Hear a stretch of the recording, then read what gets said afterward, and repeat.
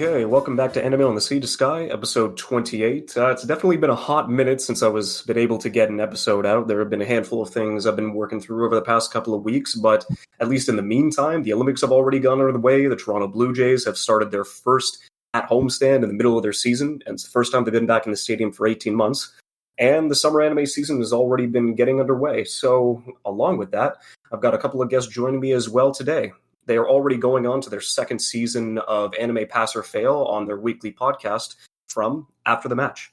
Yes. Hello, guys. And, man, I don't actually have an intro set up, but I am Matthias Davis, one of the co-hosts of After the Match. Yes, and I am Isaiah, the co-host as well. Hey, I'm Savan, the host. And Anime Pass or Fail is a podcast, where we talk about 4 to 5 animes every season. And each anime, we allocate 5 to 10 minutes.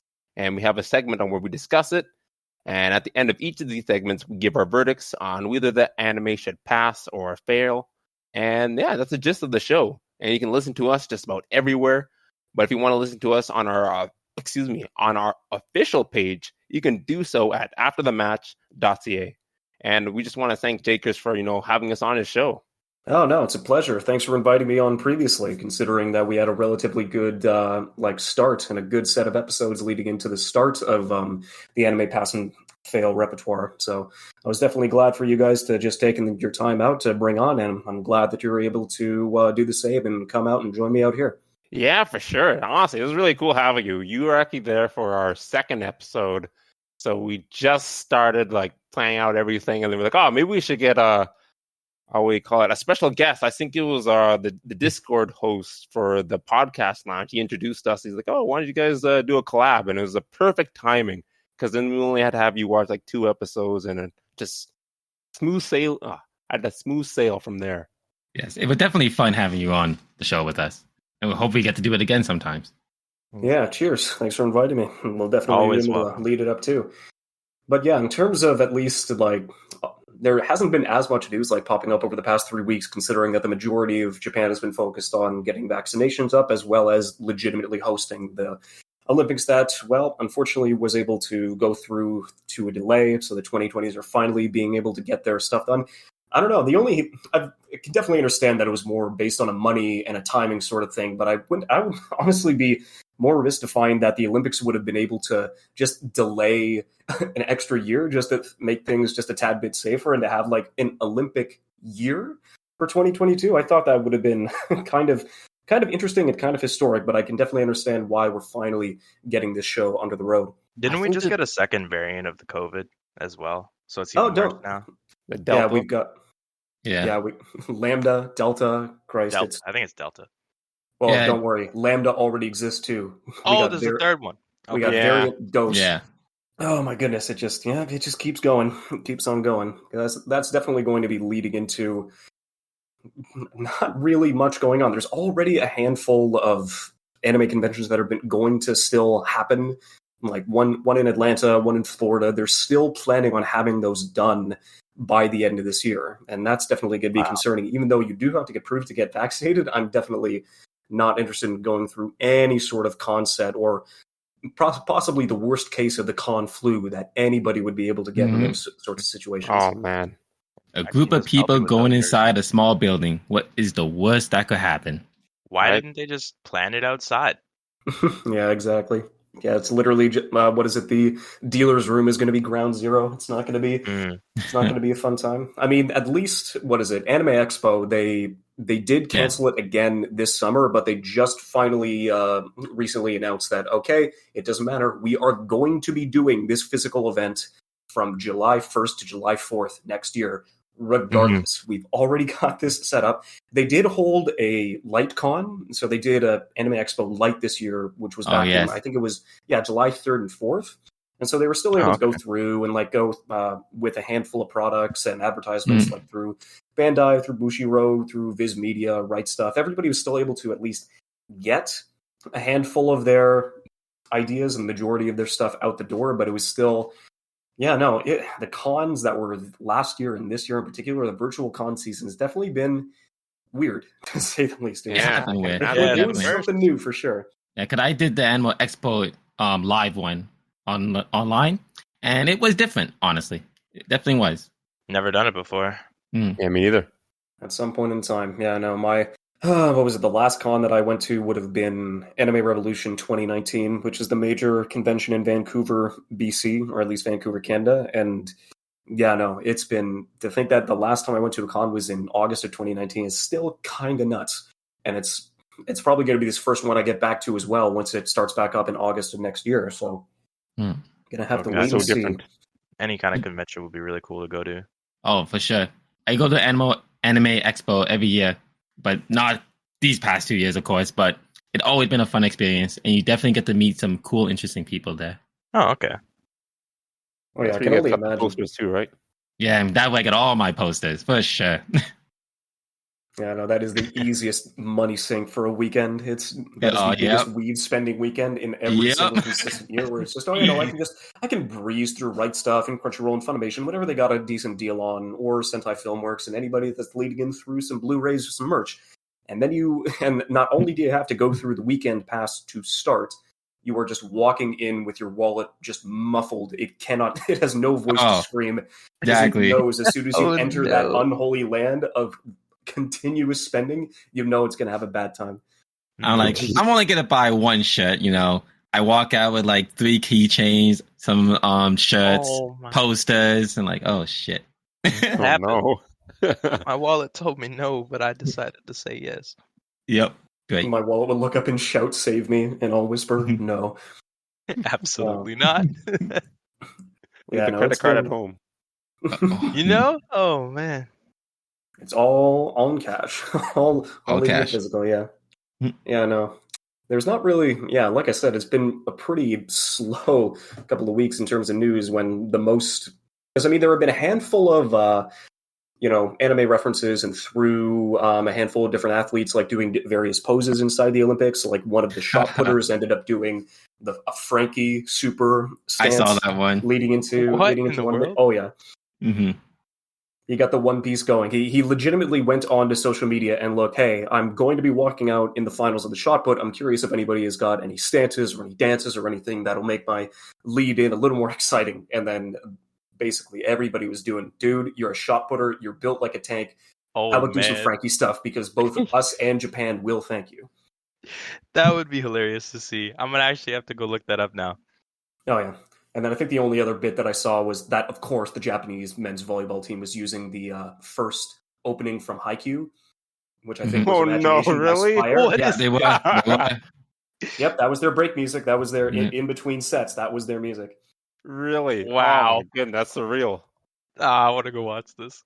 It'll all line up, and I think they won the gold. I think, but I'm pretty sure it's already gone past, or they just finished groups. I would definitely have to go back and check. I think the only negative piece of Olympics news that I've seen over in the past is more of a bit of a pet peeve, or at least a bit of a misfire, considering that both the BBC and one of the Spanish public broadcasting networks basically tweeted on both of their accounts looking at, what is it? So in the decathlon and the bike races, they had the life-size Gundam in the background, and both of them just decided to, it was a really cool scene to at least bring that through. But then, of course, both of them were like, wow, isn't that a cool Transformer? You'll never get a view like that.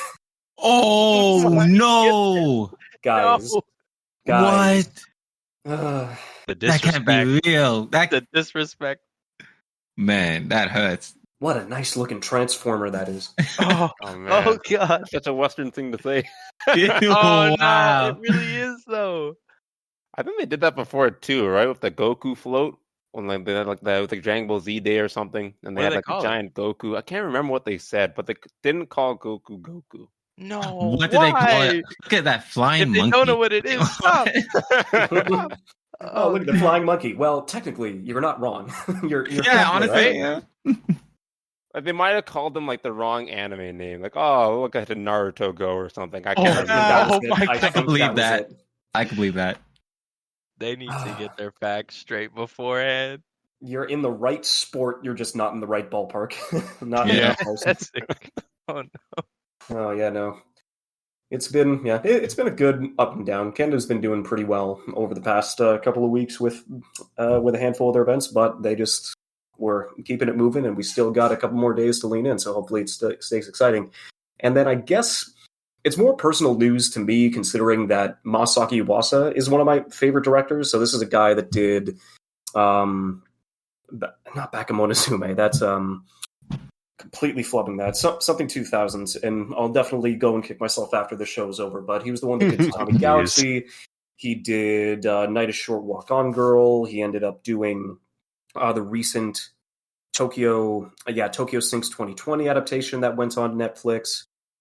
Mind Game. He's basically been doing a lot of this since the early 2000s, at least directing.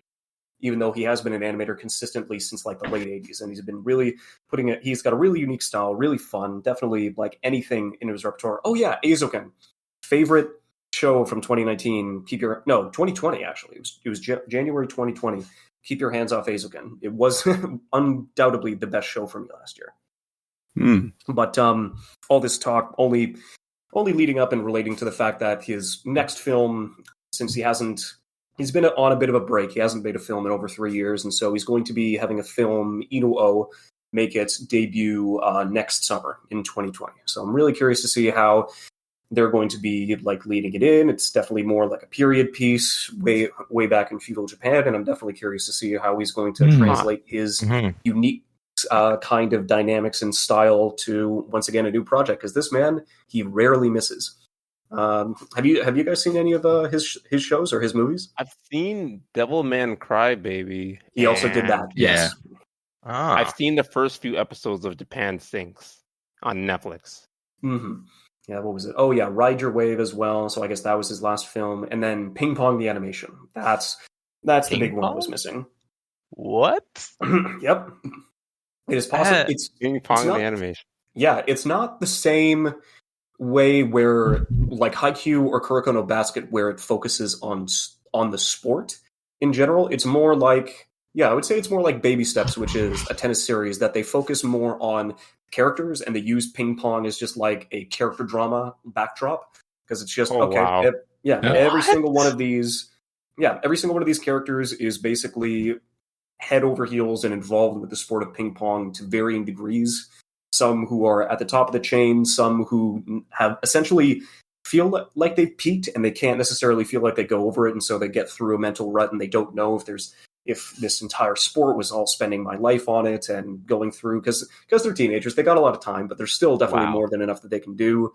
Possibly one of the better characters in the show is a Chinese foreigner who essentially comes over because he was kicked off the Chinese national team, and he's been forced to prove himself in the Japanese national leagues, in the sense that, look, you come from the land of ping pong, but if you can't beat a fledgling nation of Japan whose ping pong scene is good but not great, then there is no reason for you to come home at all. And so it's all about that struggle and the determination and the drive that you would have to take for even just a 16-year-old kid to at least be welcomed back home on his own just through that one sport. So I guess so far the only positive thing that I can say about the news bits is that it's a glorified Masaaki Yuasa and ping pong recommendation. So I'll definitely put those down.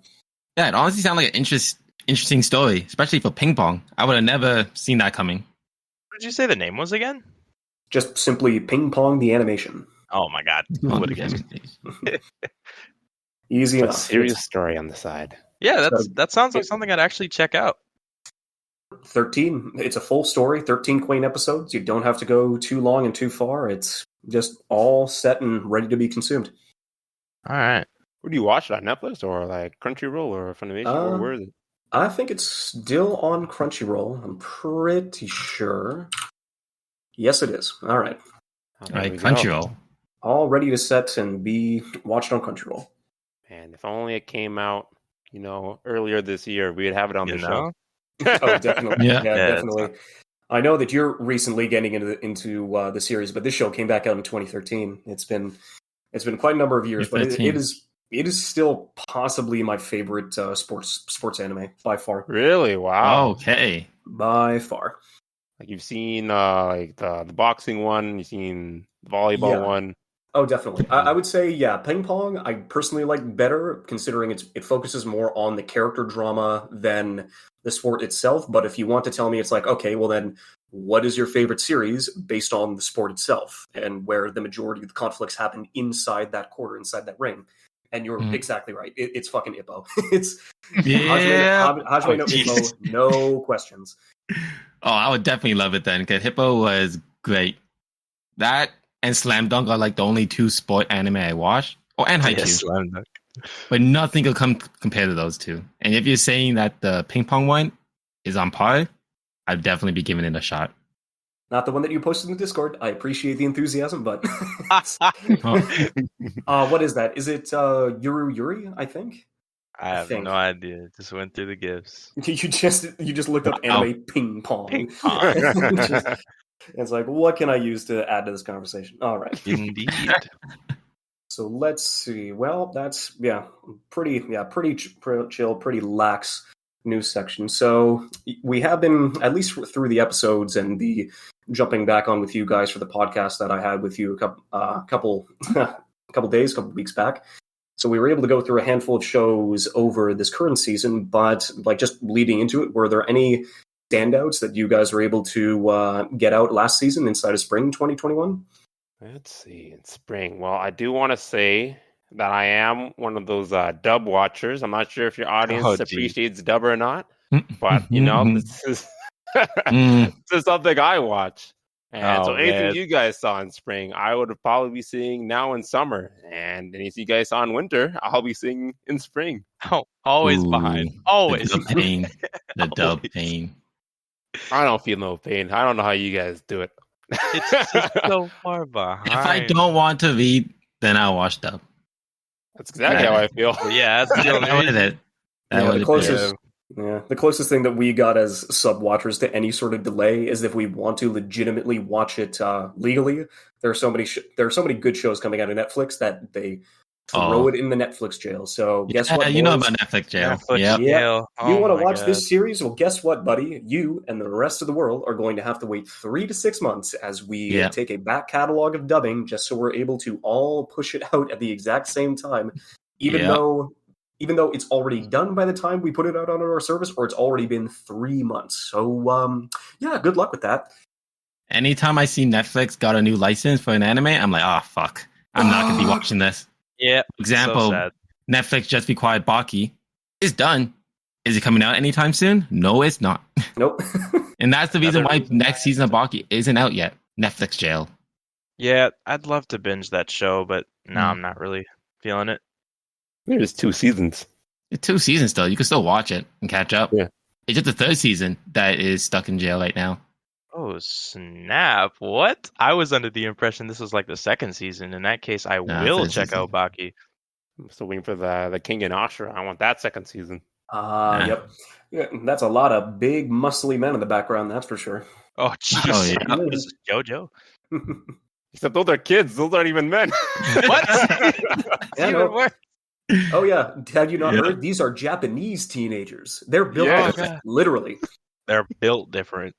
Exactly. If there was more JoJo, I'd definitely be watching that. But no, in spring though, I think I've been watching. I did watch this dub Higurashi and no Nakakura ni, or When They Cry. Yep, That's something I've been enjoying.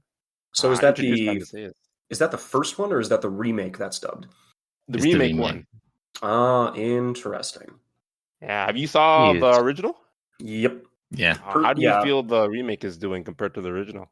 Personally, I don't think it's worth it's not worth it, because at least the first show, because it was 52 episodes, and it's probably up there in like my top 3 thrillers, like just in terms of what the story was able to do, and where anime hadn't necessarily done well on itself on horror thrillers. They really had a lot of good experience and a lot ready on the backlog, but like straight up body horror and just the absolute ridiculousness and the gore fests, but at least being able to go through a thriller narrative, the original did a really good job, because the first 24 episodes were all set up. There's this time loop concept that nobody understands, nobody's going on.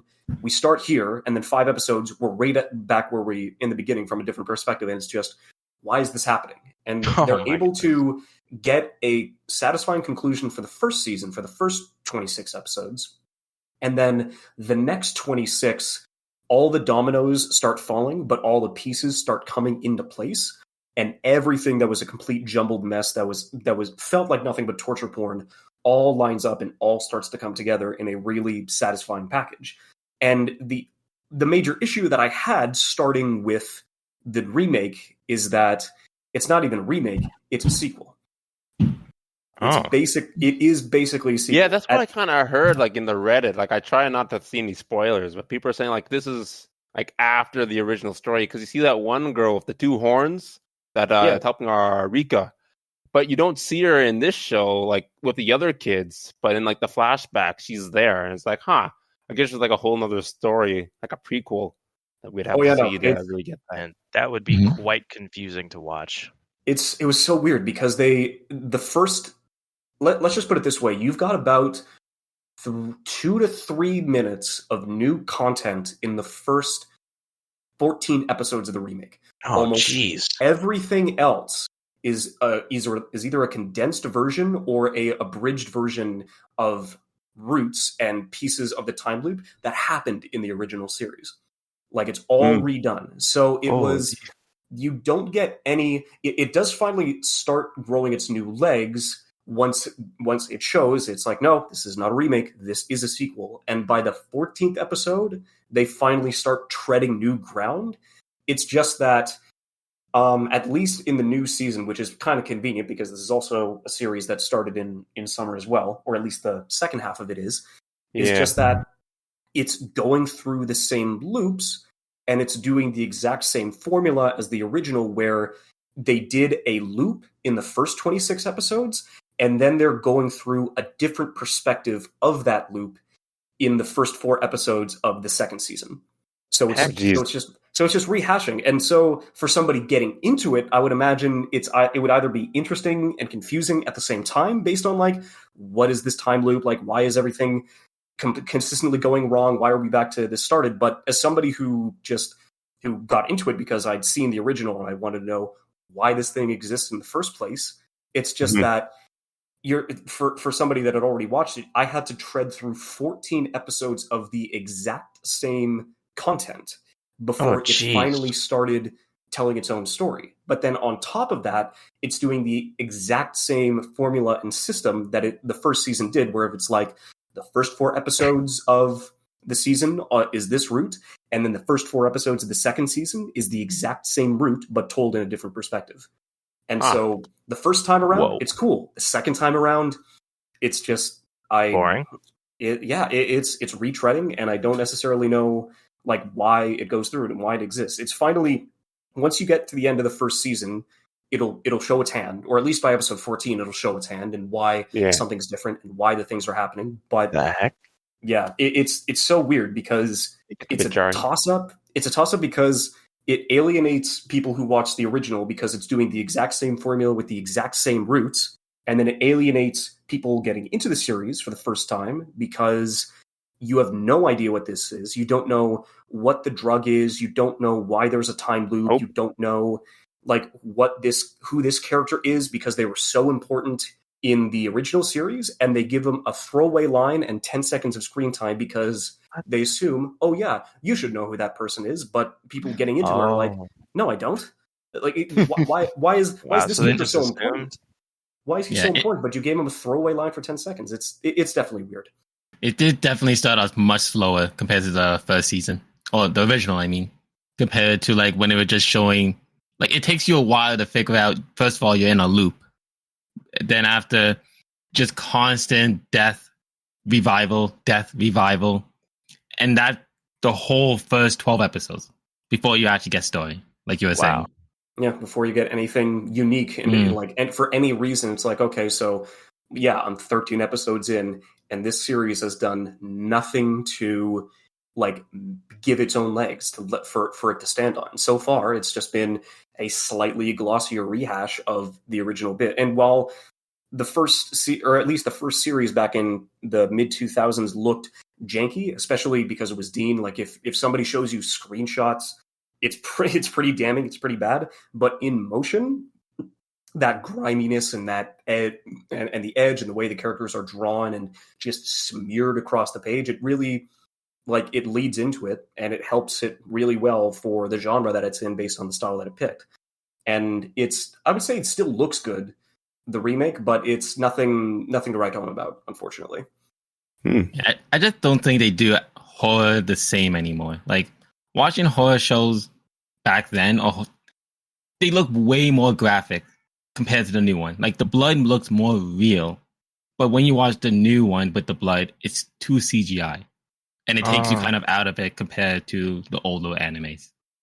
There's one character in particular that just stabs themselves, and it's just a fountain, a literal goodness, body classic. bag of she painted the room with herself, and it's okay. Yep. Let's just calm down. How many pints of blood are in an average human? Hey, it's Baki, infinite blood. Baki. Yeah, there you go. It's always lined up. There's always yeah.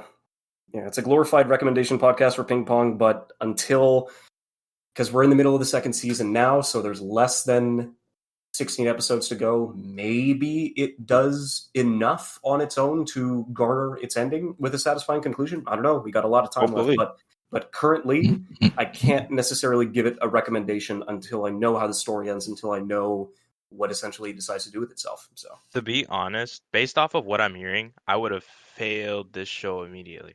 You probably would have.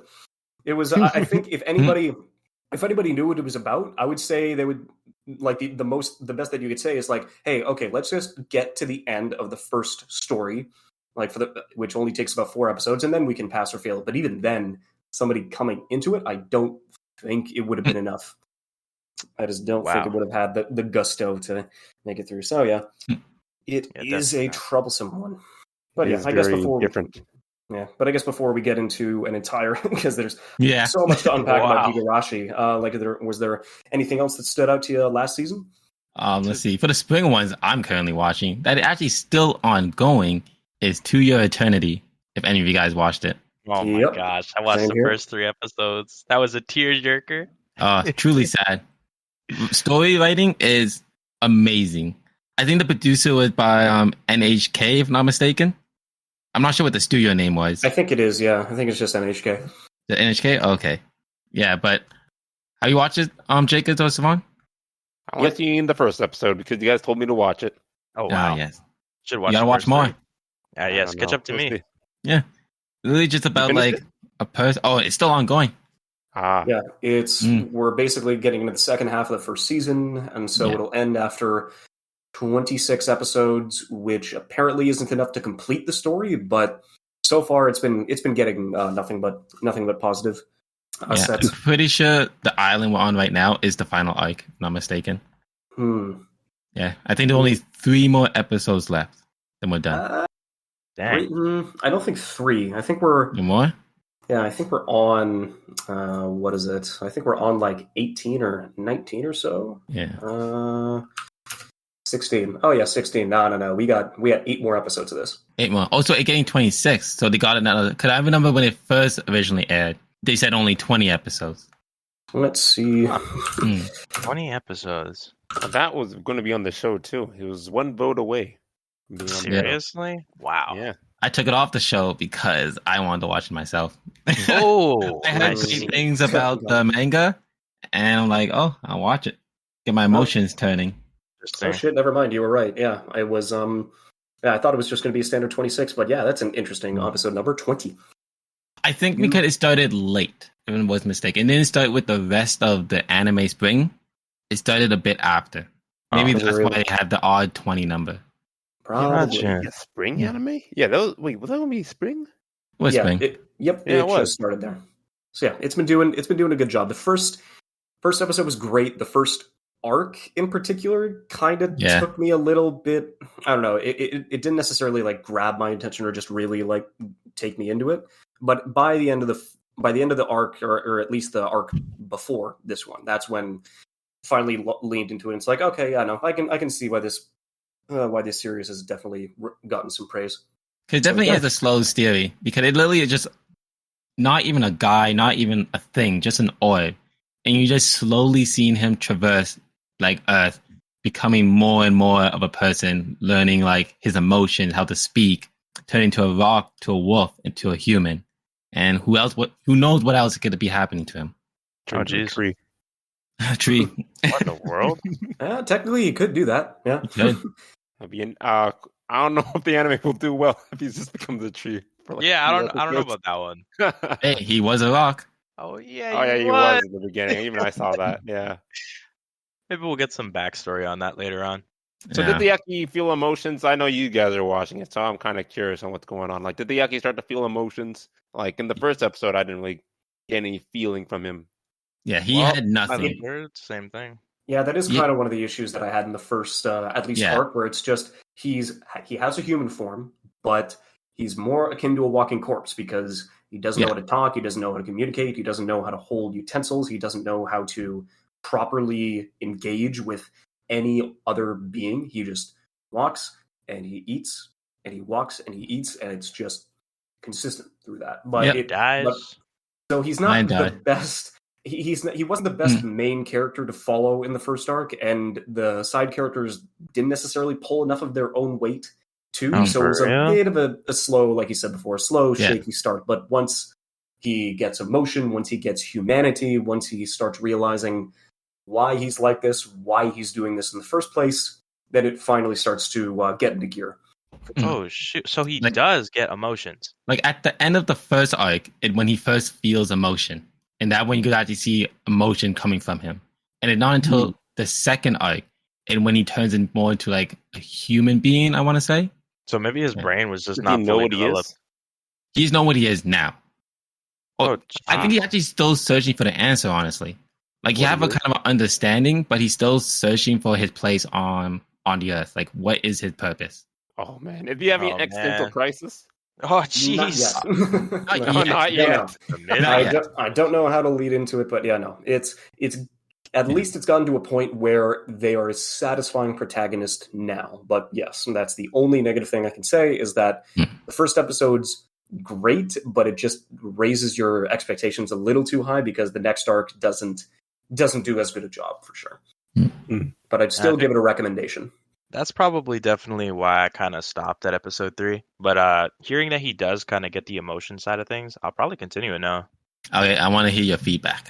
Make sure, because I love this anime. Oh, of course. Honestly, my all-time favorite so far for spring. Oh, shoot. All right. Yeah. Now I have high expectations. Holy. Yep. Better than Tokyo Revengers? Ooh, that's a tall order. I don't know. That is he was tough. so confident in the beginning, and then he just... I know. It's like, okay, why you gotta do me like this? Tokyo Revengers is amazing. Why'd you gotta compare it to that one? This one hit me emotionally. You in the heart. Feels. Yes, the feel points.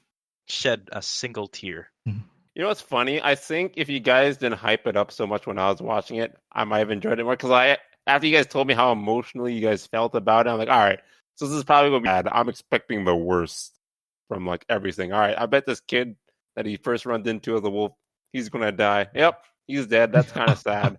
Right. Hey, so now you just have to make it to the end of the first season, because that will hit you. I didn't get there yet either. God. Yeah. Sounds like I'm going to be depressed when the season ends. No. Maybe that's it's been leading in. Yeah, it's been leading in pretty well. Because what was it? I think the reason why, because people were praising it before it ended up going through, and I think the main reason was because the manga is written by the same person that did A Silent Voice, and so North America just collectively pines right onto this one series. It's like, Silent Voice, okay, this is the next story. This is their next masterpiece, and it's just, okay, let's take about 20% off there. It's just another story. Take it a notch down. We will work it out. What you, Isaiah? You watching anything this spring? Or last spring, I should say? Well, in spring, I watched quite a few. It was mostly the podcast shows, actually. I didn't watch that much, now that I'm really thinking about it. It was just more from the show. But based off of those ones, the Spider anime, I don't know if you know which one that is, Jakers. Yeah, I saw him a spider, so what? Yep. Yo, that one was insane. The spider technically was winter. Yeah, it started in winter. Well, it started in winter. It was a leftover. Yeah. It was a leftover. It still was a leftover, though, yeah. Does it count? Dub, it's spring. It did count. Oh, if you watched look at that. Look at that. All right, we have an excuse. It was in dubbed. You're welcome. Yeah. Nice save. Mm. Well, yeah, I enjoyed that. High expectation, yeah. Because it was produced by Crunchyroll when they finally start making animes or producing animes. And they've been good recently, the new ones. That's a welcoming thing to know now. Wow, I didn't know Crunchyroll actually helped making shows. Yeah, there's something production new. Committees now. Yep. Yeah, something new they started to do. Like God of High School, Tower of God. I think they started around 2015. And now they're still ongoing, making bigger names for themselves. Man, I forgot about Tower of God. I heard God of High School was pretty bad. Is that true? Oh, yeah. The story on that was awful. Action amazing. Don't get me wrong. Those fight scenes were incredible. Mappa, great work. But holy shit. They could not get that story together. Oh my god! You had some sort of expectations after the first episode with the free for all and the potential just one-on-one power-ups as well as the literal stands that people would be. Yep. Like, these motherfuckers are bringing out stands in my manhwa. What? No explanation. They have it. It all good. The audience can see it too. They're like, "Oh, cool! There's some stand users. I guess that's good. Are we safe?" I'd watch it just knowing there's stands in it. What the heck? Yeah, I would say the fights were the major selling point. I would say it was about hit and miss. They had about a 500 batting average, I would say. Half of them were relatively interesting. The other half were just no build up. Here's the introduction of this new stand and this new power, and then leading into it. For me, the only positive relation that I can give God of High School is that God of High School walked so Jujutsu Kaisen could run, because it was directed by the same guy that did. Mm-hmm. So it was the same director and like the same kinetic, like hand-on-hand combat that you saw and you actually enjoyed in a handful of the God of High School fights was just cranked up to the next level and put on full display in Jujutsu Kaisen. Jeez. I did see that on Reddit too. People were saying that, like, "Oh man, we're going to get these kind of fights." Like as God of High School was airing, like, man, I can't wait to see Jujutsu Kaisen because this is an anime with a real story. And if we get this action in that story, it's going to be amazing. And then, like, sure enough, we get it. And yeah, it was honestly pretty good. I think it's been one of my favorite animes I saw last year. Yeah, it was like a strong 8. Yeah, for me for the first season, it's like it's really, really up there. Because I'm trying to think about the other. I was glad to watch the anime. Like I've been reading Jujutsu Kaisen since day one when it first aired. Oh, jeez. So I knew everything that was going to happen, but just going back and watching the fight and comparing everything to the manga, like they didn't miss a beat. It was great. It did nothing but add to it. Yeah, exactly. Yeah, which is what an adaptation's strongest point is. It's like, yep, it is a shonen. We understand that because it's Shonen Jump, you can go and follow it panel for panel, and you'll have a relatively decent success. But the reason why it popped off so fucking hard is because he was able to throw his own style and throw his own spin onto it. Because those fights raised a lot of eyebrows and definitely sent a lot of people screaming. Yep. And now they got a movie coming out that I can't wait to watch the fight for. Yep. It's out in Japan in December. So call it late spring next year, and we'll be able to get it out in North American theaters. Yep. Sounds about right. Yeah. It's been, what is it? Netflix in particular. I do have a couple of movies listed because they did the two that I watched at least over the past 2 weeks for like romances where you've got, what is it? So Jose Tigerfish, it's like, okay, so this is a romance, but the girl is in a wheelchair, and then Words Bubble Up is basically, this is a romance, but the girl's got braces. She's very self-concerned about that. But wait, braces? Literally it. that is the major selling point. Weird. It's a short, hour and a half long, like teenage romance bit where the style is cut, just the style and the colors make all the visuals pop in all the right ways. And the main, it's the most odd concept for like a duo or for a couple, where it's like one girl is a online idol, but she just got braces because she's really self-conscious about her buck teeth, and so she wears a mask constantly. And then the other dude is a haiku. You play volleyball? I'm joking. No, he's on the team. He is the haiku poet. It's just no. And so this teenage kid just goes around, works at a mall, and he just recites haikus for the entirety of it. But if I would, both of them are good recommendations, I would say, just for like a nice hour and a half, like romance story. But then, Josie and the Tuggerfish is pretty good too. The one that I'm more looking forward to, though, is that in the States, this will be the first. Let's see, I haven't watched a movie in theaters since probably October of last year. But Shirobako is going to, like, has anybody here seen a Shirobako? No, I can't say. Definitely give it a recommendation. There's a show coming out, there's a show out this season called Aquatope, and it's done by PA Works. So PA Works did Shirobako back in 2013, and it's an original series based on the anime industry. It is essentially all these 20 to 40 somethings working inside of an animation studio where everything is the entire production schedule is hellish. Everybody is like trying to get everything done by the deadline. It's like it really sucks to be an anime producer or anybody a part of the production team, but that doesn't take away from the passion. It doesn't take away from the actual content and the actual creation that they're able to make in the rest of it. A lot of good. I did hear about this. Actually, this is really good timing. 'Cause I know for American animation team, they're going through a lot of struggle right now. Like literally this month, about how they're complaining about how they can't make the animes they want anymore, just because all the produced, like American anime specifically. I'm not talking about Japanese anime, but so like Powerhouse Studios down in Texas, I think was one of them. Yeah, exactly. They're basically being forced to like make this anime with as little money as possible and as fast as possible, and that's like the new motive. Like that. All the recent American animes have been like that. And you could see like a lot of quality, a lot of shortcuts, and it's been going down lately for the American anime.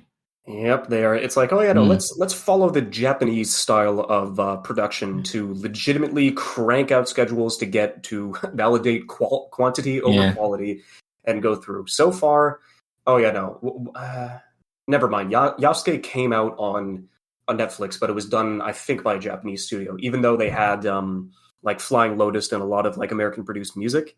It's been pretty fucking rough over in North America as well, because it definitely seems like the amount of quantity that Netflix and Amazon are trying to essentially create and pump out as much on their platform as possible. And so, here's the thing. We know you guys can do this, and this is essentially going to be our production bill, or this is going to be our budget. Wow. And if you can't take this budget or this scheduling, guess what? We're just going to go overseas, because we know they'll take it. But it's just, and it's like, oh, fuck, work's work. And we're going to have to get these projects underway, or we're just going to be losing money. It's like, for fuck's sake, if there was any system that you wouldn't want to adapt into your workplace, it's definitely the Japanese anime system, because it's just only two good studios are able to like line it up well and actually treat their employees not like livestock. I think the only two there, I think it's Kyoto Animation and Ufotable are like the only two, are like the last two bastions of treating your animators like real human beings, because it sounds like everything else is just a sweatshop. Yeah, I did remember listening to you in your last episode when you're talking about MAPPA and then Yosuke as well, and then how they were treating their employees. I'm like, interesting. I did not know that. It was very insightful about how they got them a nice new wooden table so they can rest their heads. Oh, jeez. Like, interesting. I did not know about that. Yeah, you got an extra 2 square feet, which means you'll be able to, not comfortably, but just barely fit yourself onto the desk when you decide to pull the late nights. Wow. So aren't you so happy about that? And it's just, oh my fucking God. And now your desk could also be a bed. Look at that. Oh my goodness. You don't have to go home anymore. Yeah, that's what I got from that. Yeah, the fucking couch in the break room's a pullout, so you can line that up. It's like, oh my fucking God, this is...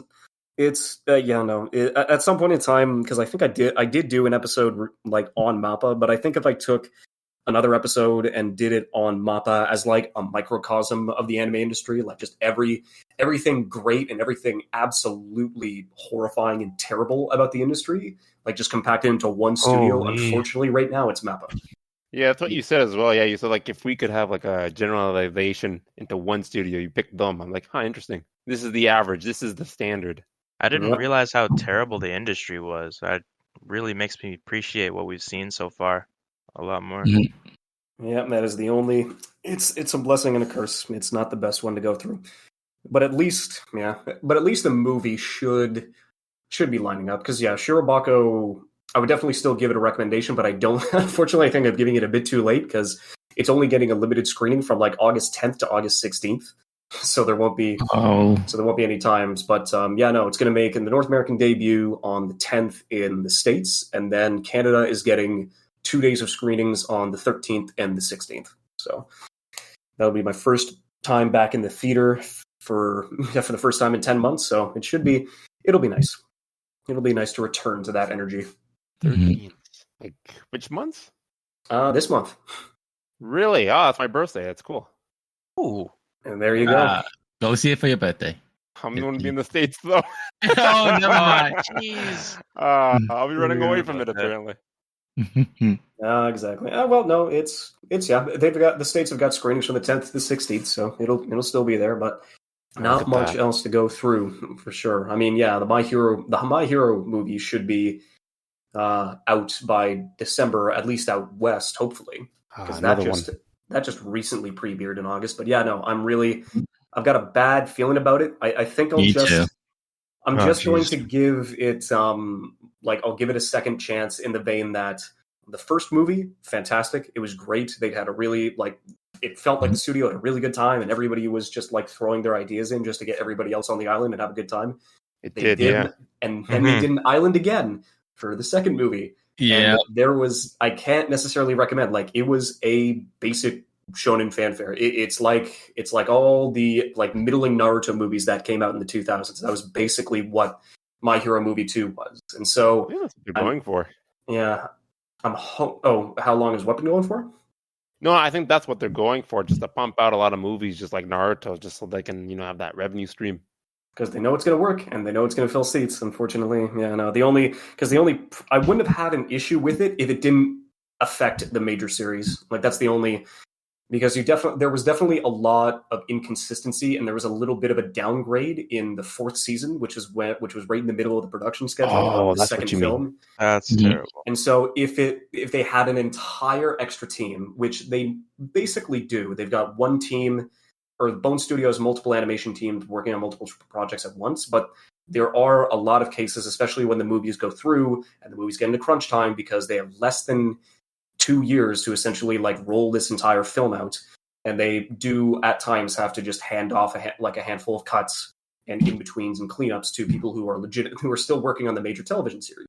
So it's kind of a bit. That's the only major problem. If they had a different team working on the movies exclusively, that would be perfectly fine, because it would just be an insulated sort of event. But the fact they should do. Yeah, it's just the fact that the movies are taking away, and this is going to be the third movie in 4 years, and it's about every 18 months. And I'm like, okay, slow down. I wish I could just say, okay, slow down, back up. We are going to see these movies, but you can spread them out just a bit more. And it's okay, all I heard from you is that you'll just fill yourself into seats. So we're going to be able to rocket these out every 18 months. And it's no, that's not, we can be patient. We can wait. Money does not wait. See, now you pay for those tickets and get your ass into those seats. Oh my God. I don't think it was the creator decision to make those movies, because I remember after he made the first one, he said okay, that's it. I'm making no more movies. Then he made the second one. Then he said no more movies. And now a third one's coming. So I'm like, is he just playing with us, or is it the producers make him another movie? It's made a lot of money. Make us money. It must be that the producers. Yeah, it should be. Over quantity over quality. It seems to be the trend that's going on. Yep, I remember him saying he doesn't want to make movies. Here we are. Here we are, number 3 with. I swear to God, if I hear a number 4 by the end of next year, I'm just going to be like, holy shit, no. You can't keep doing your staff like this. You can't keep doing this to us. Yeah. No. It's getting there. If only the main show didn't suffer so much. Mirio Togato, he's my favorite character, and they did him so dirty with that slideshow. It was still powerful, but it was a slideshow. You didn't even get to see his actual fight because they had to use the budget from that into the movie. Oh my, serious? No, that wasn't the movie budget they used for that. That was actually, because I actually read the Reddit. They were saying the movie was being produced at the same time. And they had yeah, I was like really? I thought that was the Midoriya budget. Oh. Yeah, they were leading up to it because it was a really good 3 seasons that they had lined up. They had a lot of good setups, like coming down the lane and going through, and like the first film didn't seem like it took out too much out of the third season and all the impactful and gravitas and the moments that came with it. But then as soon as like we realized, it's coming out within the next 2 years, and this is going to be consistent. And then you take a look over the series, and like there are portions between the weeks where okay, that episode team definitely did not have the time to do both this and the film, and we can definitely see what they suffered for it. And it was definitely a tragedy. I won't spoil where the manga is at now. I'll just say that I'm really liking where it is. Gosh, it's crazy right now. Yep, every week that it comes out, I'm much more hyped for the manga chapters than the anime episodes. It's going to be much better in that vein. Every time I'm manga exclusive. I always read manga. Manga is always the first thing I go to. My Hero anime adaptation, I don't think the anime is doing a good job at telling the story on the manga. Well, that was the issue. It's just that they swapped arcs. They rotated 2 arcs around this season, and it was the one arc that we've been waiting to see is the one that got shafted. And it's the one that hasn't been told yet. So we would be right in the middle of it right now, with us finishing on the Todoroki family, and that would have been the end of the 5th season, leading into, oh my goodness, season 6, boys. You have no idea. And we are currently with 6 or 7 episodes left in the 5th season, and there is no way that they can complete that entire arc in 6 to 7 episodes. Go ahead. No, I'm just saying that the arc is relatively quickly paced, like for the villains. But it's just, wait a second, like every week I keep counting. It's like, okay, we're still with Deku, we're still with Todoroki, we're still with Bakugo. There's 8 weeks, 7 weeks, 6 weeks. It's guys, what are we doing here? You've literally flipped the entire script on not only the manga readers, but the anime watchers as well, because even they're getting bored, and we have no idea what exactly you're planning, and we are extremely concerned that this will actually have a negative impact on what is going to be heading through with the next arcs.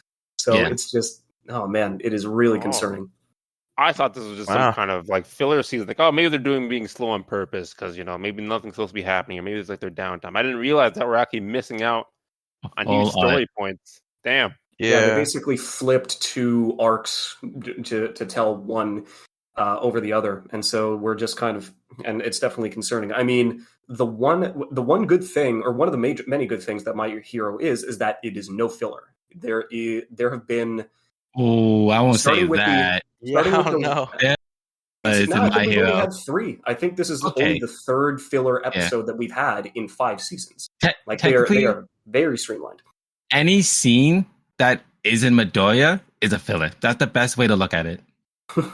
It's true. The manga should just be called Midoriya Academia, because Midoriya is the only person who gets actual screen time. My Midoriya Academia. Oh shit. Yeah. Even during the arc between when they're getting the licenses and they showed the other people fighting, never happened in the manga. It was only Midoriya. All those are just OVAs. Mm-hmm. Yeah. Dang, that's funny. Maybe they should take the Naruto route. Just call the show Midoriya instead. Yeah. Mm-hmm. Midoriya Shippuden. Yeah, there it is. I was about to say we could lead on to like Midoriya's dad, but it's like Midoriya doesn't have a dad. Just wait a second. Okay, so we can't lead in with that. But yes, Midoriya Shippuden leading into it's season 6. Nah, it's going to be Shippuden. Yep. Yeah. What I'm hoping is they're gonna bring it back. Maybe when My Hero comes back, and they just flip the 2 arcs.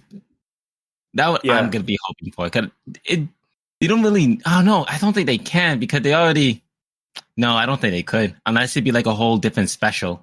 Yeah, it's really difficult. I think they're going to at least start the arc that we've been waiting to see and not finish it, and then have season 6 just be the amalgamation of that arc and the arc following, and just have it be one major event. Yeah. So if you start out with like the flashback, then after the flashback, it was basically hook into the newest season. Yeah, because it's really tough to just say, look, guys, it's coming. We promise. There's going to be like after the entire Class A versus Class B bit, and it started stretching on for a little too long. It's like, guys, no, we promise, it's coming. It gets better.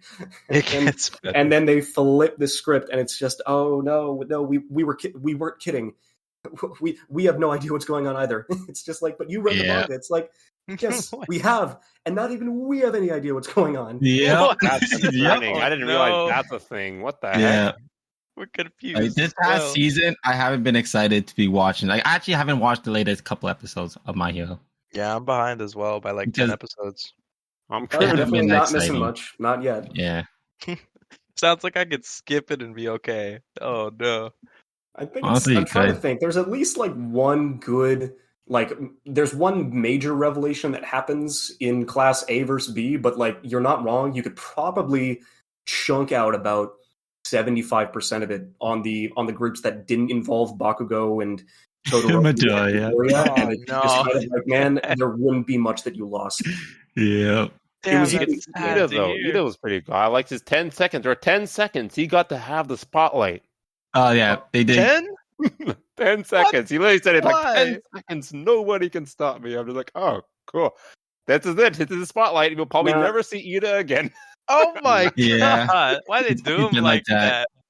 Yeah, no. At least he got the Yutaka Nakamura treatment. He got the one good cut of the animation cut of the entire bit. Yeah, the Sakura effect.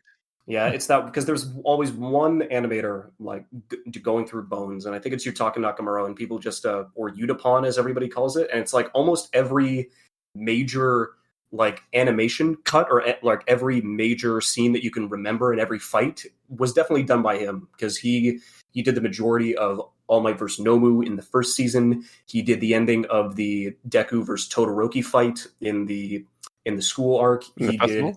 Mm-hmm. Or the school, not the school festival, the sports festival. That's it. The sports festival. Yeah, like he did like the better parts of Deku vs. Todoroki. He did one of the brief escape flings in season 3, and then the big Midoriya like 100% in season 4. Like that one big, like when all the fists like completely cover the screen. That's yeah. Mm-hmm. The serious multi-punch series. Oh yeah, the One Punch Man fight. Yeah, I remember that. Consecutive serious punches. Yeah, that's it. Series. Oh yeah, that was all him. Yeah, he's done a really good job. And then, like you said before, the one like really quick with Ida going back and forth between the rest of it, where everything's a smear frame and like everything's like going at such a ridiculous velocity. That was him. Oh man, I look forward to seeing more of his work. Yeah, that shit's awesome. Yeah, and he also does one cut in either of the films, so that's probably it's. I would say it's a little overzealous to say like the 1 30-second Yutaka Nakamura cut is like worth the price of admission, and it's like it's a little excessive, but it's almost not wrong because it is whenever he just puts his powers into work, he does a magnificent job. But yeah, no, it's My Hero. It's in shady waters for sure. We don't know what's going to happen.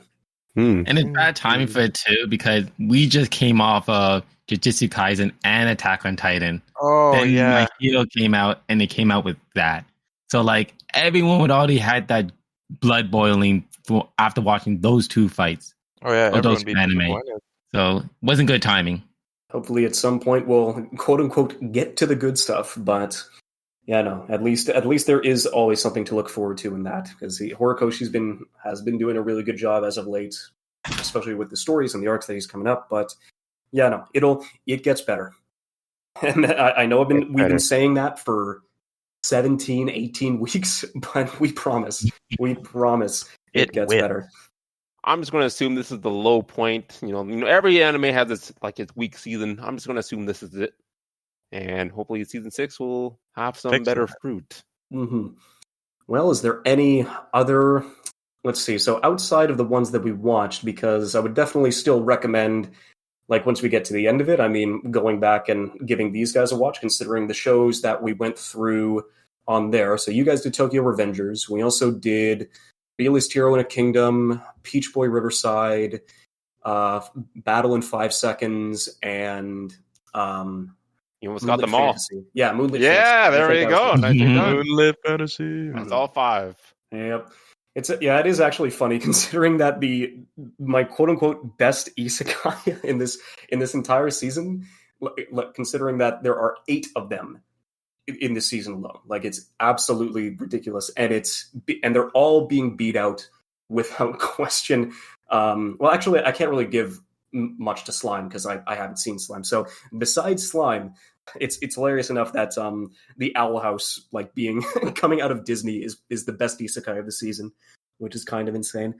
But that's just a cartoon that's been going through. I mean, so what is it? The other stuff. I mean, there are a couple of season 2s that are happening as well. Kobayashi's Dragon Maid is also going through. Like you said, Slime season 2 has been going through. Has that been doing pretty well recently? Like, how's that second season been going?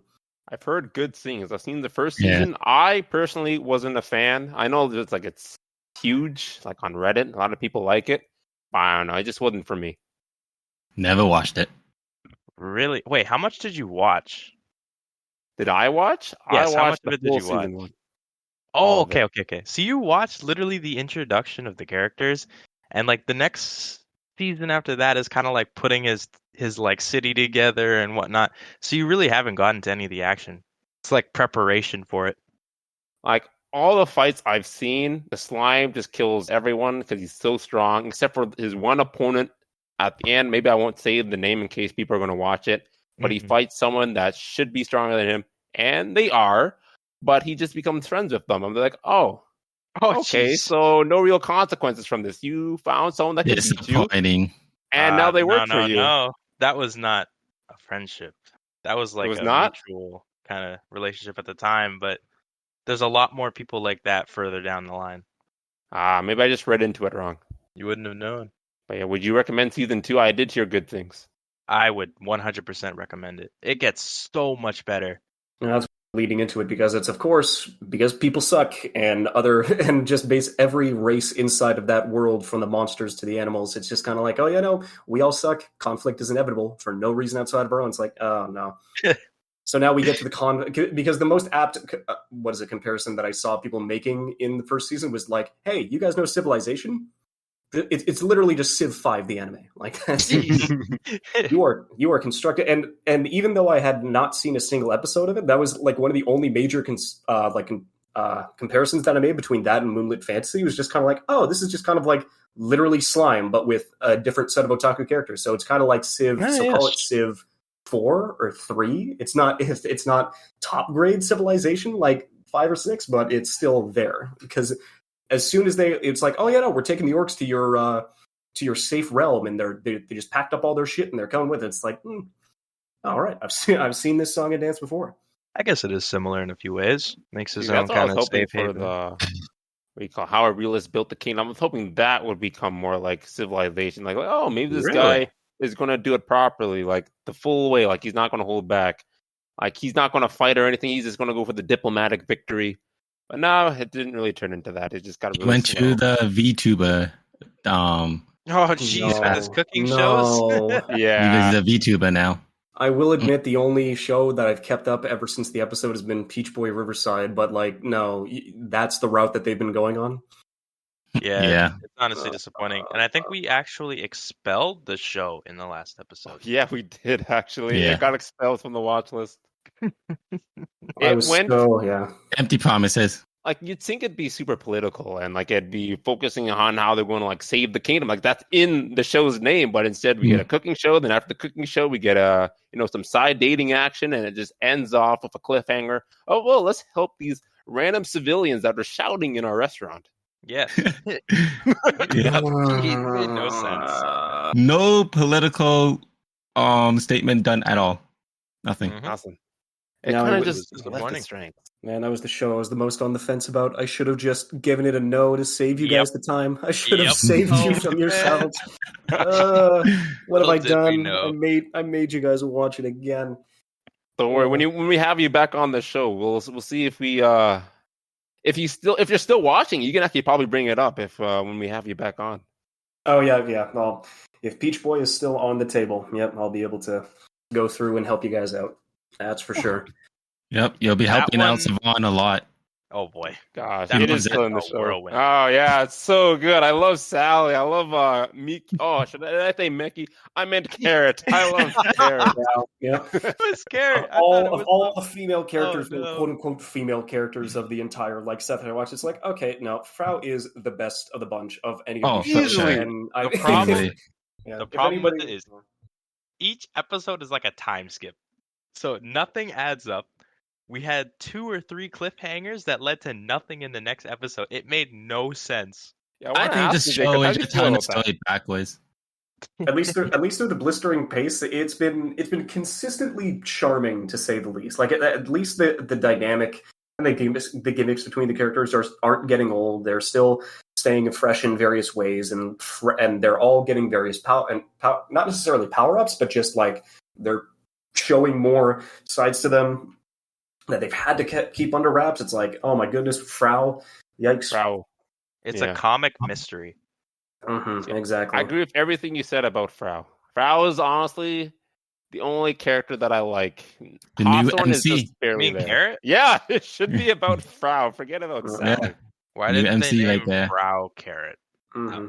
I'm so confused. I've only had Frau for 2 episodes, and if anything happened to her, I'd kill everybody in this Discord and then myself.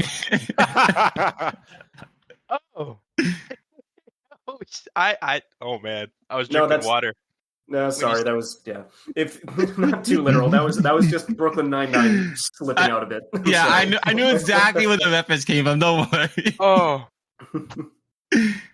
if there's anything redeemable about any of the shows that I'm going through, this is it. Oh man, I need some paper towels. Yeah, no. So yeah, it's nice to at least been finding a handful of these shows as diamonds in the rough and having been able to pick them out, because it's definitely not the highest caliber season for sure. But I guess I can only say that because winter and spring were just so fucking off the walls in terms of quality, in terms of like dynamicism and the bombast of like the majority of the stories, because everything that we were supposed to get last year ended up all piling into those 2 seasons. And I mean, like, I've seen, and it was like because of that, I went through the shows that I had seen like last year, and it's like we're only 2 seasons in, and I've already watched more shows in this half of the year alone than in all of 2020, because everything got delayed and everything got moved over. Like there was always been recommendations. There were all sequel seasons that were lining up, and they were all like set up to a degree, and then there were just complete out of nowhere like home runs and like setups, like I mean Dynazenon and Odd Taxi I'd probably say would be the good things. Yeah, if that's I think I did recommend it in when I was in the previous episode, but yeah, it was just kind of like, look, if there was anything to go through like so far, I think people have unequivocally said, like, so far, even with those 2 seasons being as stacked as they were, it is currently the front runner for anime of the year, like bar none. Mm-hmm. Is watching Odd Taxi. Yeah. Oh, yeah, that's one I'm willing to start. I just haven't got there yet. Oh, I thought you were watching it. Never mind. You gotta start it, man.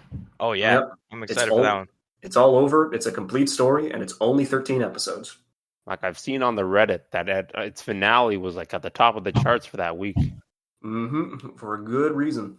I was concerned because I caught all the way up to episode 11 about a day before episode 12 came out, because I thought 12 was going to be the last episode, and it was like, wait a second, nah, it's not moving fast enough. There's no way that they can finish this all by the end of episode 12, and it's just to be concluded in episode 13, and it's just, all right, it's a fantastic show, but now I got to wait an entire week and wait with the rest of the crew, because I didn't start it at the beginning of last season, but I did end up like catching up after episode 10 had aired.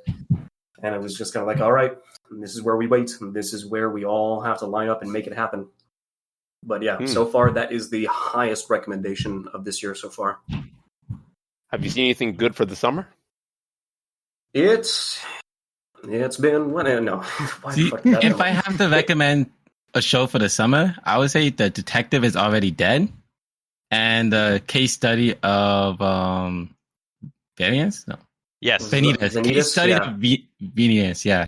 Yeah, like the title is, the detective is actually already dead in the anime, and every time you do see the detective, it's just a flashback. That took me a while to figure that out. I like those kind of stories. Mm-hmm. That's very interesting. Double timelines. Oh yeah, It's because it's the same deal. There's still like a handful of good things that are still popping up. It's just the only thing. It's like, oh yeah, but you're comparing it to the last 2 seasons, and that's kind of unfair. Oh yeah, they were just that good. But yeah, no, there was still a lot of good because I mean, you got the sequels or at least the continuations because you've got To Your Eternity. For me, probably my favorite sequel so far has been Kobayashi's Dragon Maid. It's a bundle of joy, and it's the first thing that Kyoto Animation has done, or at least the first television series that Kyoto Animation has aired since the absolutely fucking horrible arson accident, or not accident, arson. Yeah, attack. It wasn't an accident; it was attack. Oh damn! What in the world? So yeah, they'd had a really solid run, and then that happened in 2019, and there were definitely a lot of people were killed, and they were able to get the Violet Evergarden movie out as their first project back, and that's going to come out this year at some point. But then, yeah, this has been their first television series since I think 2018 or 2019, since that tragedy. But it couldn't be farther from those events because just the show in of itself is so charming, so sweet. Definitely something that's always like a high note on the week because it's definitely a good recommendation. If you haven't seen the first season, I would definitely give that a watch as well. I will give that a watch. That's sounds like a very interesting show. It's short, sweet, slice of life. Eldritch dragon turns herself into a maid and befriends and blossoms into a romance with another female office worker. And so now she has to go through and reorganize herself and reaccustom herself to the real world. So it's a nice, sweet slice of life and romance, and a lot of good stuff goes through. So yeah, really good recommendation there. Interesting. I don't know. I don't normally watch those genres, but I will take your word for it. And then let's see. I mean, yeah, my 5. The Higurashi remake is also on there, and then I guess the only other 2 that I've got is Aquatope, which is a PA Works original, where it's basically just I don't think I couldn't give it a recommendation yet because it's moving really slowly. It looks gorgeous because PA Works, who's the same one that did Shirobako, they're really good with their originals. Oh, there's Kana. Yep. And this is their daughter that they end up adopting within the first couple of episodes, and they all become a nice, quaint family unit. It's really sweet. Oh man! All right. But yeah, no, it's there was because PA Works has a really good track record with their original series, but it's not 100%. I don't know if it's a Shirobako or a Sakura Quest original, or if there is a really under-known show called Glasslip, which came out in 2014, and it looked pretty, but it was probably the most boring piece of entertainment I've seen in the past 10 years. It is... Man. Just erase that word from your memory because it's not going to get a recommendation, but at least for the aquarium show that's going this season, I still wouldn't give it a recommendation just yet. I would say it's still trying to find its legs, about an idol who lost out of her group, and so she ran away from home to basically the island of Okinawa, and so she ends up getting a job from a high school idol to a aquarium assistant. And so far, nothing of prominence has happened yet. So I'll just let that go. But I would say so far the only one that's been crazy enough that definitely gets a recommendation from me so far, which I think we're 4 episodes into it, is definitely Sunny Boy. Oh, Sunny Boy, that was I still need to start that one. I heard it was an original series, correct? Yep, the last thing that the director did for this series was the first season of One Punch Man. Ooh, One Punch. Really? And so it's him and his buddies at Madhouse coming together and making an original series about an entire school, or just an entire high school gets flipped from the face of the earth. And everything around the school is black. And there is nothing beyond the horizon. Nothing. It's just they're all there. Nobody knows how they got there. Nobody knows why they're in there in the first place. But the only new piece to add to their world is that almost every single student now has superpowers. Okay. And so it's kind of like a Japanese version of Lord of the Flies with superpowers, but it hasn't. But they haven't gotten too conflicting with each other just yet. But so far, just with the kind of energy and like what the characters are trying to do to at least adjust and survive and try and coerce with themselves to try and figure out what they do with their new powers, why they ended up getting themselves wrapped up in the first place, and then of course, how do they get home? And so far, none of those questions have been answered, but the episodes have begun so far building up the characters and essentially who they are. I'm definitely going to give, so far it's been going pretty well, so I'd also give that a recommendation. It does sound right. I did not get that from when I first looked at it. I didn't realize that's what that story was going to be about. Like Lord of the Flies-esque? That sounds Lord of the neat. Flies. It's like it's a book, and then I just remember the fat kid and the pig head on the stick, and then all these kids are just stranded on this island. I remember the conflict all started with that pig head. It was like a metaphor. Yeah. Mm-hmm. It's like that's how the conflict is. So maybe there's going to be a pig head in Sunny Boy. I want to watch out for that. As on the nose as you could get, for sure. Maybe some I don't know, some Time Lords will break in to save them at the very end to save these kids. Oh jeez, it goes all sci-fi. Oh my!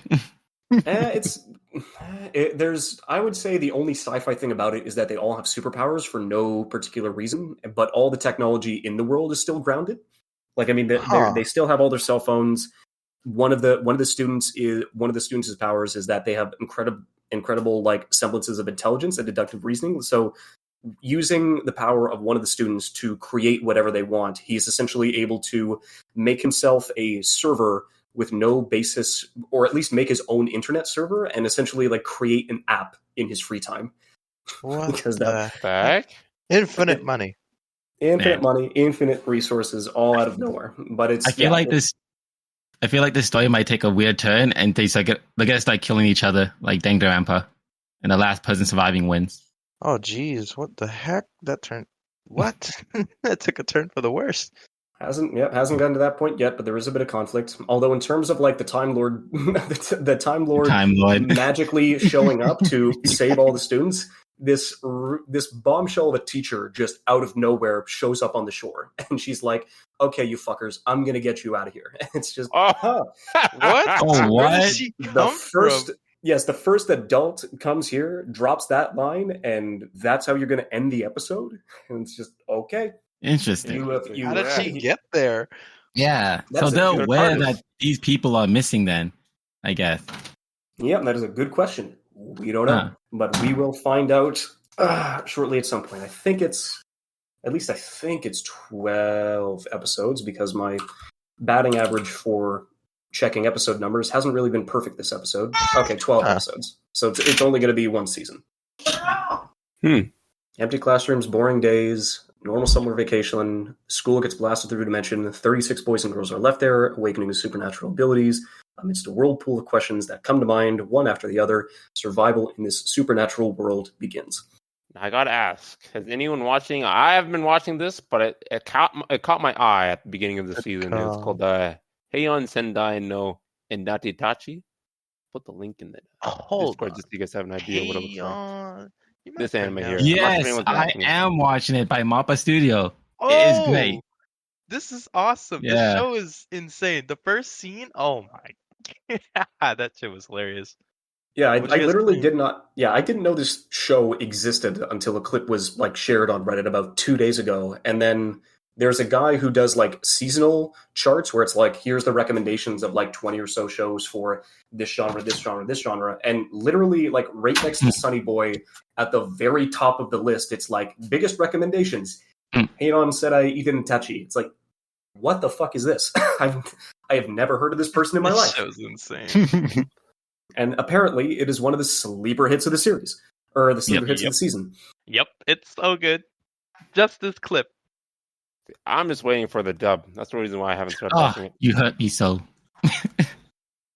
The dub. Oh my gosh. The only way I'm going to watch this dub if it's on the show or if it's exceptionally good. If it's not exceptionally good, it's getting dubbed. My man's got enough blood. Yeah, my man's got enough blood packs in him to rival Higurashi. Oh, Jesus. He does. Oh, I don't want to spoil anything. I'm assuming he's dead. So I guess that is the major dark horse of the season recommendation. Eat it in deities. All right. Such a Have good you guys seen Record of Ragnarok? It's not good. I just thought I'd show something that's on the opposite spectrum of good. Oh, you guys watch Record of Ragnarok.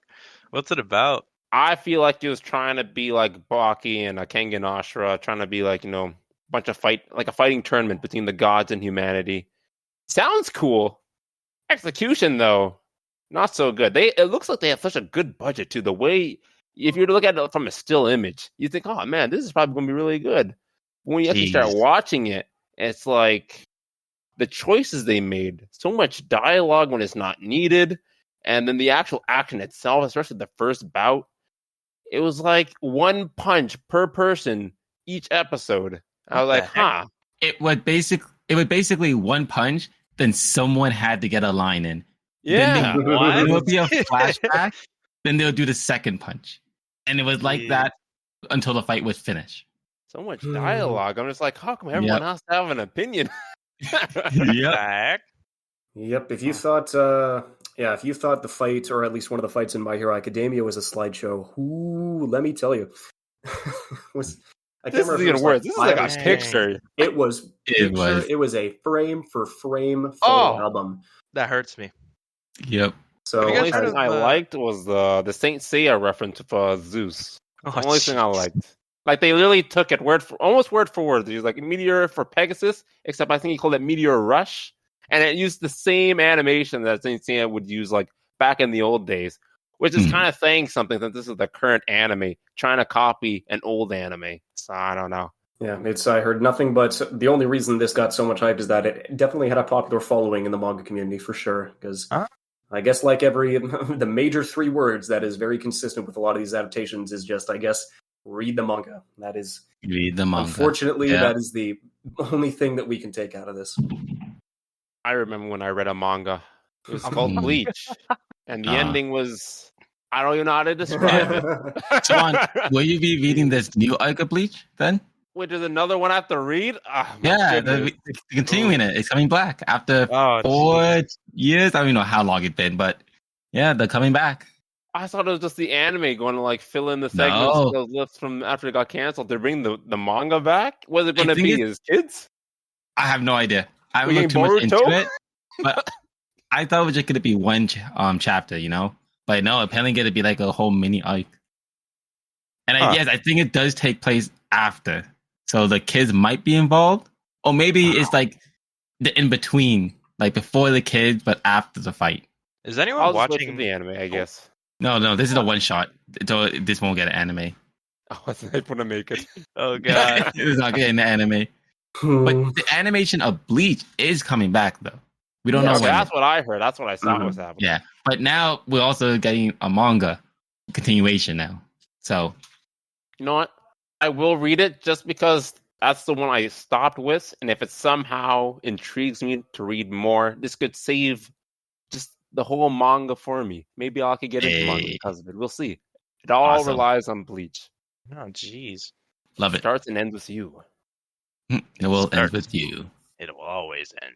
That reminds me. I downloaded the World Ends With You sequel on my Switch. I still haven't opened it up yet. The freaking game? The games are great. The games are great. The shows, but the games are definitely great. Yeah. The show hurt me. See, I actually like the show. I actually thought the show's writing was good. Maybe it's because the game itself must have been good, like what it was based off of. Like the writing itself, like, man, this is an intriguing story with a lot of twists and turns that I did not see coming. And the way they put everything together, masterfully done. But I do agree that the pacing, it was definitely rocky. We brought it up a lot on the show. But I don't know. The writing saved it for me. And I'd probably play the game if I had a Switch. But I don't have a Switch. So maybe I'll wait for the anime if that becomes a thing. Yep, unfortunately, no glowing recommendations for the anime for sure. The games, on the other hand, will definitely go through. Although I will admit that as somebody who did play the game like back in the late 2000s, it was just like, so at the very end of the show where Shiki is able to come back and then she's in her real form, like green sweater and all, We still didn't get to see her fucking face. Yeah, we did. You mentioned that on the show. We're very disappointed that we didn't see her face. Like, really? You didn't get to see her face in, yeah. You didn't get to see her face in 2009, and you don't get to see her face in 2021. Yeah. And we literally get just shut down again. Is it in the game? Do you see her face in the game? Nope. I understand why they did it, because they wanted you to focus on Shiki, the one we knew. Yeah. Not the false one. Exactly her real. God damn it! I hate this show. Exactly the real one. The reason I failed it so many times. It hurts. Like, everybody kept on bringing it back. It's like, why won't you die? And Leanna graduated too. But this. Yes. Do you remember Mikyu Black Company? This show. Oh, I heard about this one. Did you ever watch it? Never watched it. Has anyone else watched this one? Those are also another one that was produced by Crunchyroll, if I'm not mistaken. Oh, this is Crunchyroll. Okay. Yeah. It's basically it's basically this guy who gets rich in the real Earth, and then he randomly gets teleported to another world, and he's like put in this like dungeon essentially where everyone has to work to the bone, like to the bone. They never stop working essentially, and he's trying to get back on top. It's just like a comedy kind of fantasy sort of thing. It's really funny. So this is Isekai number 6. Okay. Yes. Okay. Essentially. See, the only Isekai I'm looking forward to is the one that will be continuing this fall. A season 2 will be getting. The Jobless Reincarnation. Yeah, that one's good. Yeah. That's the only Isekai that I like. I do like that one too. I'd even recommend it. I think that was the winter though. But yeah, I definitely recommend it. Yeah. But we're getting like this fall lineup is insane. Fall is normally when all that good anime comes out, and they are living up to it. Indeed. So far, so good. So you're saying we'll have a good selection for our next season? Oh, we will. Maybe some of them will be too good that I won't mention, so it doesn't get on our show. Yeah. Why? Well, we'll leave it to Jakerson. Hopefully, you can join us in our fall season. Wait. I really hope this isn't what I think it is. No, that's a shitty one. We don't. That one is so. Are you serious? It's this one.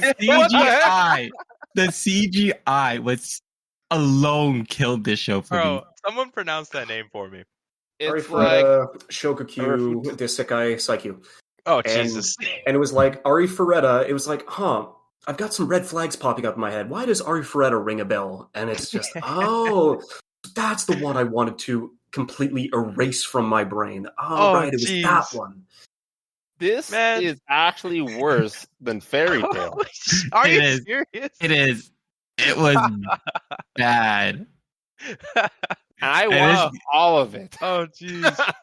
You watched all of it? I watched all of it. I watched all of it. Oh, my goodness. I stopped after the very first boss. And the CGI, I think with the dragon or the snake, I'm like, you know what? I'm going to stop. I'm just going to stop. All I remember is it was enjoyable. Man, I don't think I even noticed CGI. What in the world?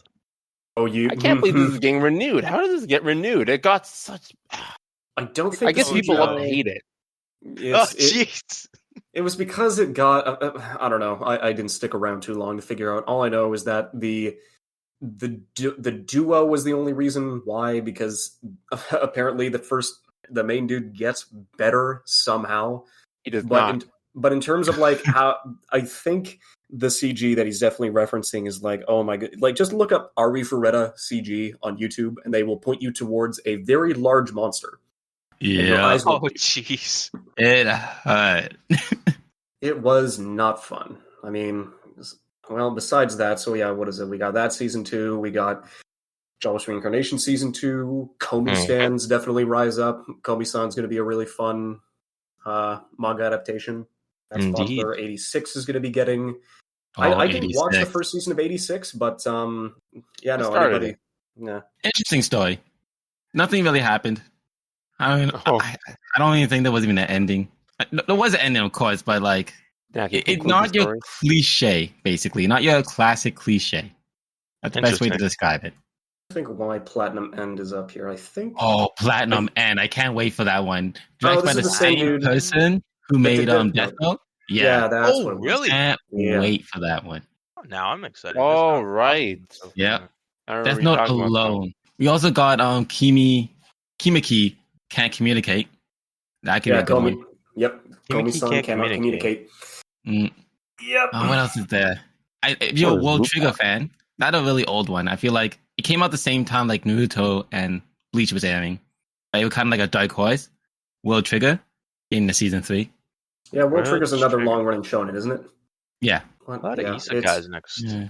There's a lot of isekais every season. For sure. Every season there must be at least 5. It's a continuous cycle. Tesla Note. What is this? Gambit? I feel like I'm part of the problem. I like isekai. Geez. I am the people they're trying to cater to. Yeah, I haven't heard anything bad things about it. It's just kind of like, you want an isekai restaurant with good food, then there you go. This is it. And so it's like, yeah. I approve of this. I approve. Yeah, let's see. Oh, yeah, the Blade Runner Black Lotus animated bit that's going to go to Netflix. Yep, that's going to happen. Netflix jail. No, we got a release date. It's coming out. This one not in jail yet. Oh, interesting. Yeah, this is coming out fall. Another anime. 13 episodes there, and then I guess it is a. Oh yeah, Lupin the Third. There we go. There's the classic. Yep, Lupin the Third. I don't even know which one this is. I think 6, I believe. Okay. Yep. It's definitely It is a. I only first started getting into it when Part 4 came out in 2014, I believe, and so it had 26 episodes there.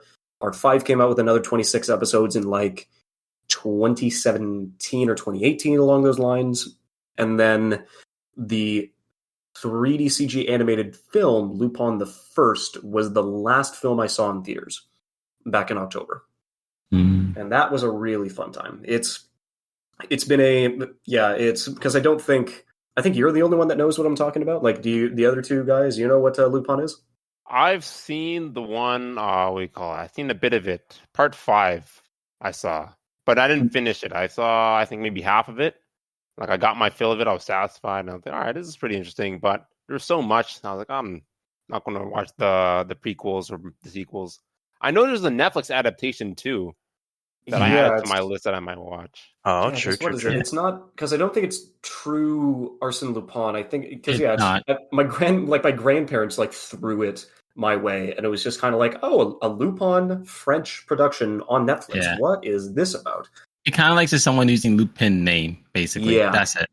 Oh, interesting. And not until Part 2, then it started actually feeling like Lupin. Yeah, no, it's lined up. I would say it is odd, considering that I do think that Lupin Part 6 is probably is the thing that I'm looking forward towards, even though there is a lot for people to enjoy, because there's just so many different things, so many different opportunities, and so many reasons and shows for people to get into it next season. So door is wide open. Yeah. Like, I always recommend the movies, because I started with the movies with Lupin, then later transitioned to the actual series.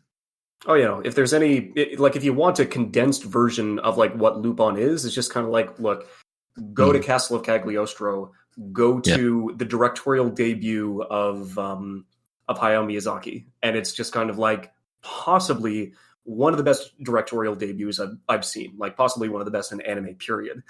And he was able to just do that as his first major direction, because he wasn't with Ghibli yet. He'd been working with Toei as an animator for about a decade, and so this was the first time that he took the driver's seat of a series. And sure, Lupin had been around for a number of years as well. The original Lupin manga and series, I think, was back in early 80s. I think either early 80s or late 70s. But it is an old show. I would say, if they're definitely, it's not necessary, because not even I watched Lupin's Part 1, 2, and 3, because that is cumulatively about 500 episodes of content between the mid 1980s into the late 90s. So those definitely aren't required viewing, because watching one season of Lupin, you'll basically get the gist of what every character is about, what their skill set is, why they do what they do, and it's really nice and condensed for that reason. But then if you want a really good place to start, where if it's hour and a half, just a simple film, and this guy and Hayao Miyazaki's name is definitely nothing to scoff at, it's just yeah, that's probably the best recommendation that I can go to if you ever want to give Lupin another shot. So it's very contained, is what I'm getting from it. Well, I would say, yeah, that was a pretty good stretch. We were able to cover about 3 seasons through and get a pretty good idea about how things were, how they are, and where they're going to go. But yeah, no, I definitely appreciate you guys coming out here. It was really good talking to you again. Yeah, thanks for having us on the show. Appreciate you having us. Yeah, you got to cover spring, summer, and fall. Indeed. All in one. All 9 yards. Present and future. Exactly. Oh, there's the name for your episode. Yes. The past, the present, and the future. Mm-hmm. Yeah, and anime past, present, future. Fuck that. No, that's Oh man, I'm not going to burden anybody with to read that kind of sentence ever again. Yeah, but definitely, thanks for coming on, guys. I understand that we were able to introduce you at the beginning, but I guess as a reminder, is there where exactly can these guys find you to do your content? So yeah, you guys can find us on all of our major feeds. So if you guys want to go to Apple, Google, Amazon, or Spotify, just about anywhere you can find us. But if you want to see us on our official site, it's at afterthematch.ca.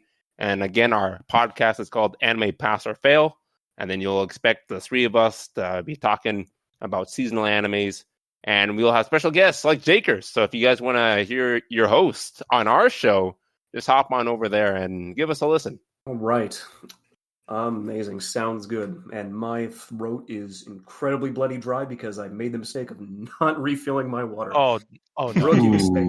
Rookie mistake. It's leading in its horse. It's ready to about and call it. But yeah, no. Thanks for coming on by, guys. And thank you to everybody at home listening. Cheers. All right. Cheers. Have a nice day. You too.